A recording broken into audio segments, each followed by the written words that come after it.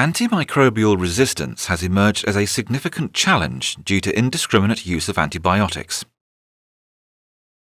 Organisms recognized as the major threats include E. faecium, S. aureus, K. pneumoniae, A. baumannii, P. aeruginosa, Enterobacter species, and E. coli.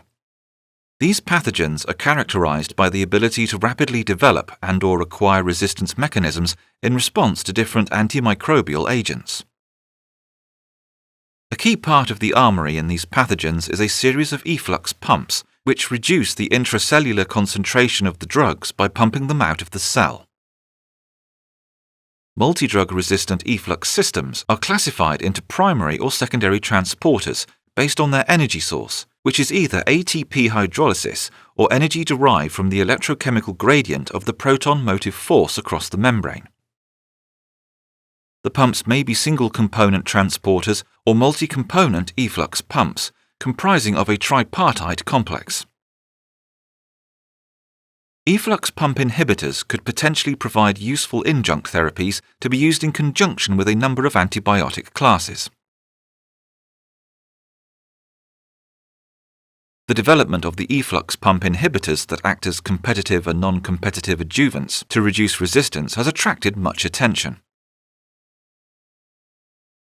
Inhibitors could be designed to obstruct the channel through the pump, act by collapsing the energy-dependent processes, or decrease the number of active efflux complexes in the envelope of bacteria by downregulating efflux pump gene expression.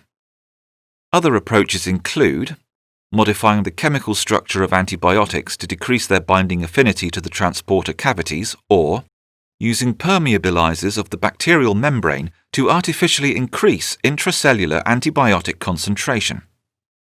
Both natural and synthetic compounds that can act as efflux pump inhibitors have been identified.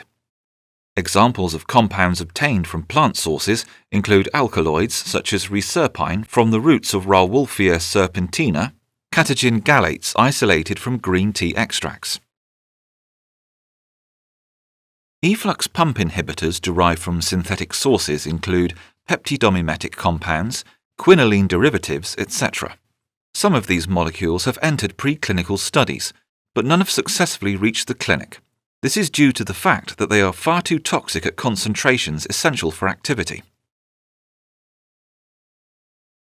Experimental methods include X-ray crystallography coupled with computational methods like molecular dynamic simulation, and quantum molecular dynamic simulations can be a very powerful approach to understanding the mechanisms of efflux pumps and developing a rational drug design program to designing novel efflux pump inhibitors.